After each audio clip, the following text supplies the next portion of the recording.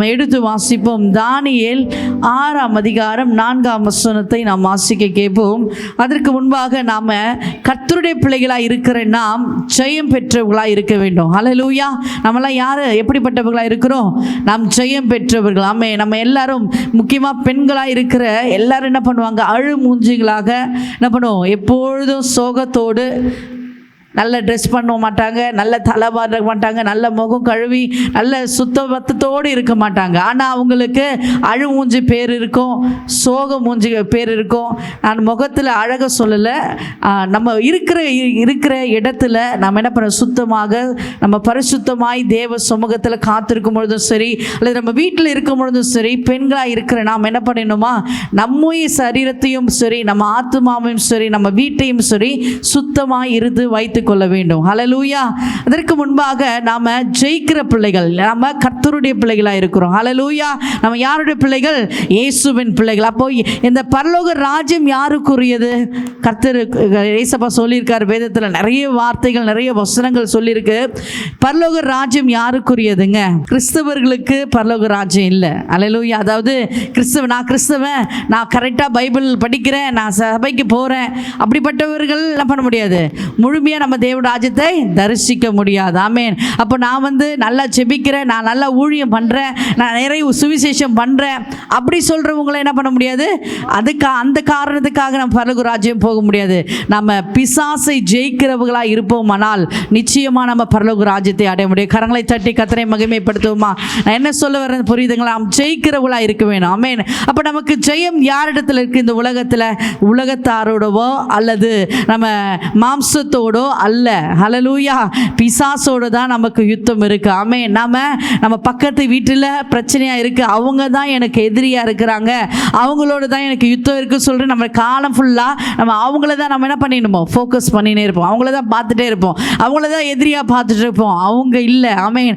அவங்க இல்லைனாலும் பிசாசானவனுக்கு வேறொரு ரூபத்தில் உனக்கு பிரச்சனை கொடுக்கும்படியாக என்ன பண்ணுவான்? அவன் வகை தேடி கொண்டு இருப்பான். ஹல்லேலூயா. அதுதான் எவனை விழுங்கலாம் என்று அவன் வகை தேடி கொண்டிருக்கிறான். இல்லை 1 மணி நேரம் இல்லை, 2 மணி நேரம் இல்லை, 24 மணி நேரமும் பிசாசான் என்ன பண்ணுறான்?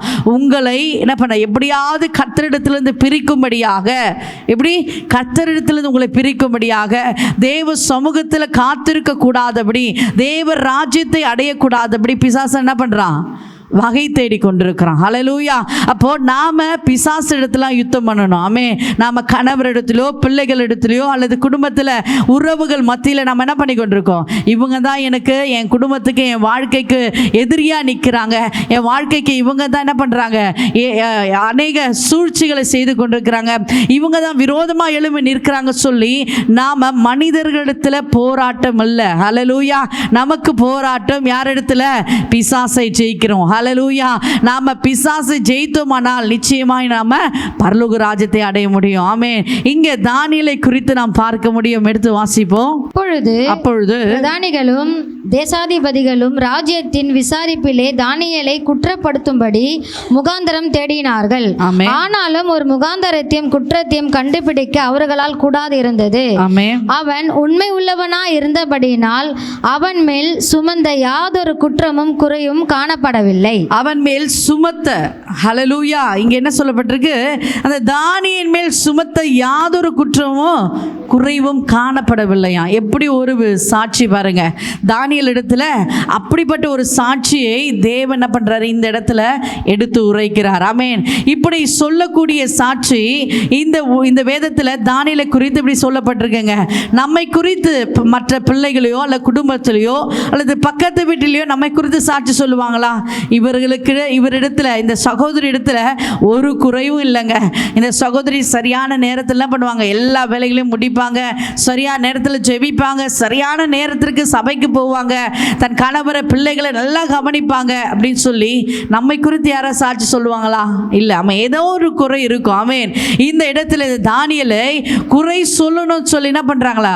ஏதாவது முகாந்திரம் இருக்கா, ஏதாவது ஒரு வழி இருக்கா, இவனை குறை சொல்லி எப்படியாவது இந்த தரியூர் ராஜாவிற்கு முன்பாக கொண்டு போய் இவனை குற்றம் செலுத்தி இவனுக்கு தண்டனை வாங்கி கொடுக்கணும் சொல்லி அநேக என்ன பண்ணியிருந்தாங்க, அந்த தானியேலுக்கு விரோதமாக எழும்பி நின்றார்கள். ஹல்லேலூயா.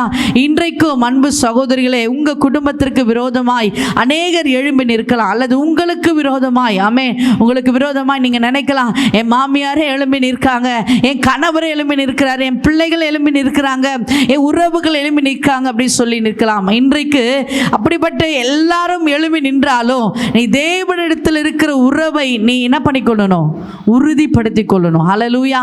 நான் என்ன சொல்ல வருது புரியுங்களா? யார் எழும்பி நின்றாலும், உங்களுக்கு விரோதமா யார் எழும்பி நின்றாலும் பரவாயில்லை, கர்த்தர் சமூகத்தில் இருப்பதை, அவரிடத்தில் இருக்கிற அந்த ஐக்கியத்தை நீ உறுதிப்படுத்தி கொள்ளணும். ஆமென். அதிகமாக நம்ம யாரிடத்துல உறவு வைத்திருப்போம்? நிறைய பேர் அதிகமாக நம்ம டெய்லி நம்ம யார் இடத்துல பேசுவோம்? நம்ம குடும்பத்தில் கணவர் இடத்துல பேசுவோம், பிள்ளைகள் இடத்துல பேசுவோம், பக்கத்து வீட்டில் பேசுவோம். அவங்க கிட்டத்தில் பேசும் பொழுது தான் நமக்கு உறவுகள் என்ன பண்ண, ஐக்கியம் அதிகமாகும். ஆமென். இப்போ நிறைய பேர் லீவில் என்ன பண்ணுவோம், மாதத்துக்கு ஒரு முறை, வருஷத்துக்கு ஒரு முறை நம்ம ஊரில் எல்லாம் என்ன பண்ணுவோம், நிறைய பேர் பெரியவர்களை போய் பார்த்துட்டு வருவாங்க, அல்லது பிள்ளைகளை எல்லாம் அனுப்புவோம். என்னது, எதுக்கு? அங்கே உறவுகள் என்ன பண்ணணும், அதிகமாகணும். ஹல்லேலூயா.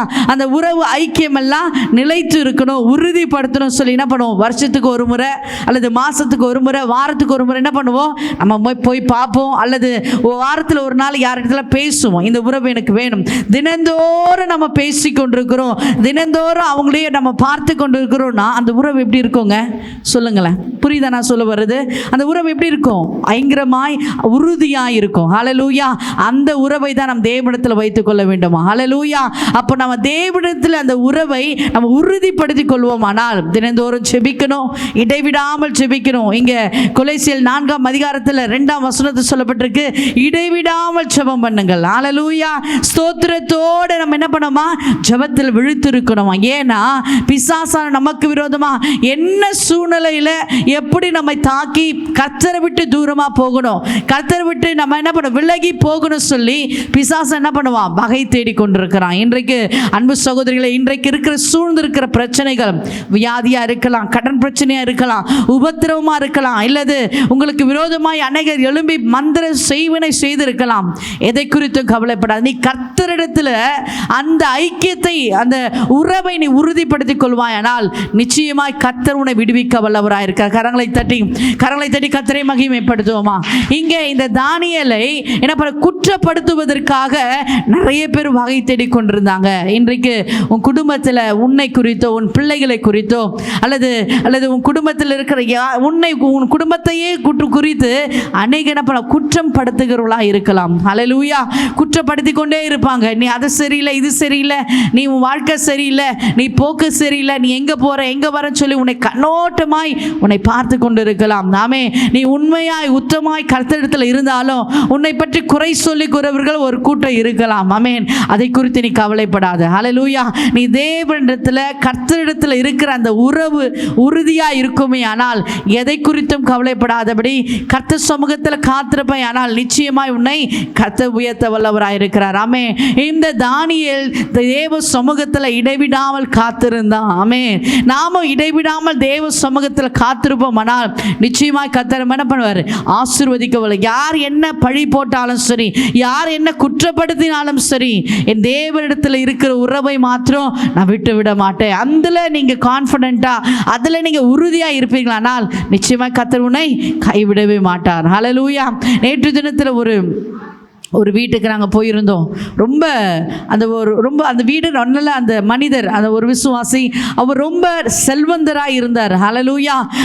நல்ல பிஸ்னஸ்ஸு, நல்ல பெரிய ஹோட்டல் மேனேஜ்மெண்ட் வச்சு நல்ல பெரிய பணக்காராய் அவர் இருந்து வாழ்ந்து வந்தார். அவருக்கு பிள்ளைங்க 3 பிள்ளைங்க, அந்த 2 மகன் 1 மகள், நல்ல மனைவி, நல்ல கணவர், நல்ல குடும்பம், நல்ல செல்வந்தராய் வாழ்ந்து வந்தவர் திடீர்னு 2-3 வருடத்தில் இந்த 2 ஆண் பிள்ளைகள்லாம் என்ன பண்ணாங்க, திடீர்னு இறந்து போகிறாங்க. என்னன்னே தெரியல.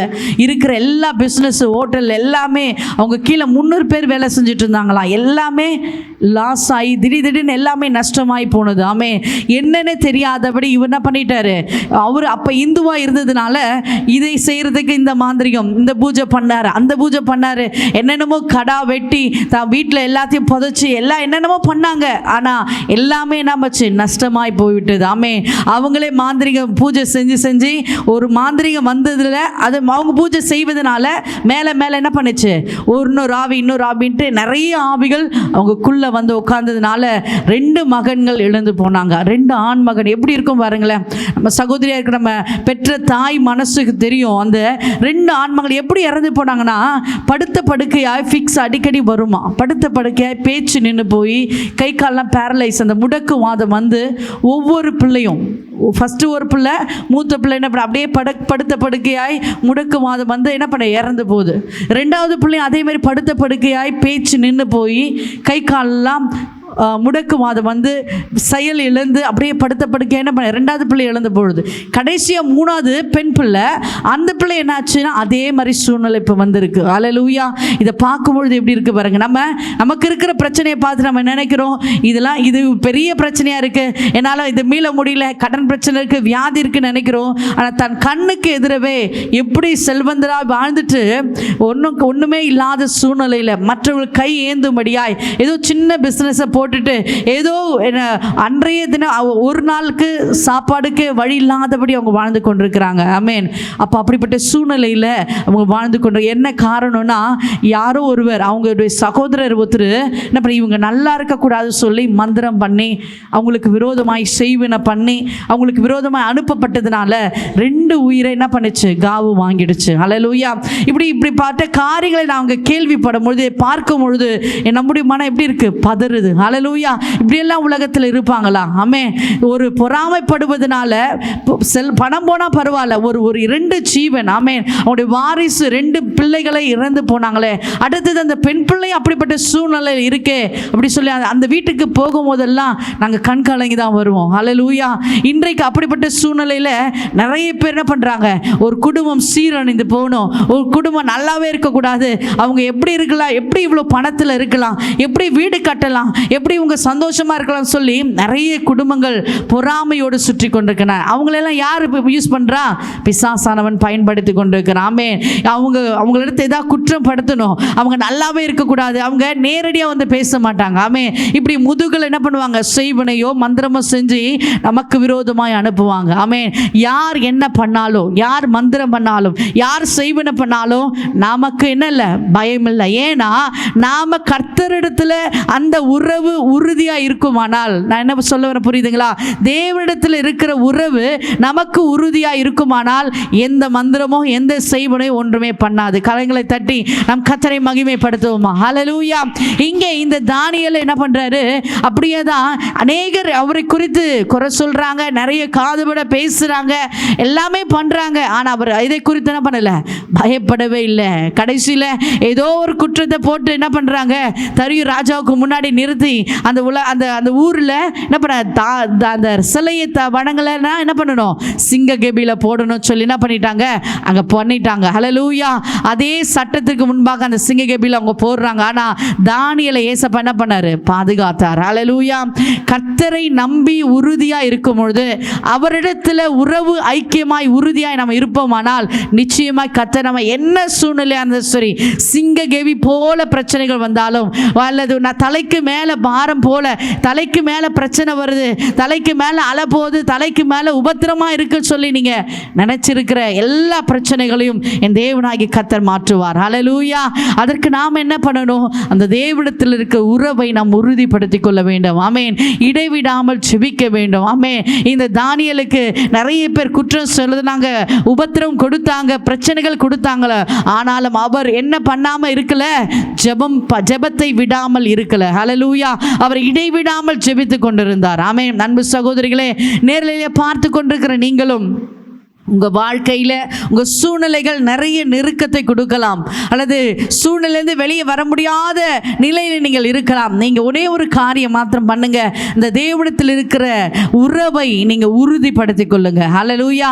தேவனிடத்தில் இருக்கிற உறவை என்ன பண்ணுங்க, உறுதிப்படுத்திக் கொள்ளுங்க. ஏன்னா தேவனாகிய கர்த்தர் உன் பட்சத்தில் இருக்கிறார். ஆமென். அவர் உன்னை உருவாக்கினவர், உன்னை படைத்தவர். அவர் என்ன பண்ண, அவர் உயிரோடு இருக்கிறார். ஆமென். அவர் ஜீவித்துக் கொண்டிருக்கிறார். நீ எதை கேட்டாலும் நிச்சயமாய் செய்வார். ஹல்லேலூயா. அப்ப நாம என்ன பண்ணணும், அந்த தேவனிடத்திற்கு உறவை நாம் உறுதிப்படுத்திக் கொள்ள வேண்டும். ஆமே. என்ன சூழ்நிலையா இருந்தாலும் சரி, நான் சபைக்கு முதலாய் நான் போய் நிற்பேன். ஹல்லேலூயா. நான் ஊழியம் செய்வதெல்லாம் முதலாய் நிற்பேன். யார் என்ன சொன்னாலும், யார் என்ன திட்டினாலும் பரவாயில்ல, என் ஊழியத்தில் நான் உண்மையும் உத்தமமா இருப்பேன். ஹல்லேலூயா. நான் ஜெபிக்க வேண்டிய நேரத்தில் சரியாய் ஜெபிப்பேன் என்று சொல்லி நீங்க இப்படிப்பட்ட காரியங்களை கர்த்தருக்கு உனக்கும் இருக்கிற அந்த உறவு எப்படி இருக்கும் சொல்லி நீங்களே என்ன பண்ணுங்க, கொஞ்சம் நிதானித்து பாருங்க. ஹல்லேலூயா. இந்த தானியேலும் கர்த்தருக்கும் தானியேலுக்கும் இருந்த உறவு உறுதியா இருந்தது. ஆமே. அதனால அவன் என்ன சூழ்நிலையிலும் தேவன் அவனை கைவிடவில்லை. ஹல்லேலூயா. அதே மாதிரி தானியேலுடைய சாத்ராக் மேஷாக் ஆபேத்நேகோ அவருடைய நண்பர்கள் என்ன பண்ணாங்க, அந்த எரியிற அக்கினியை சூளையில போட்டாங்க.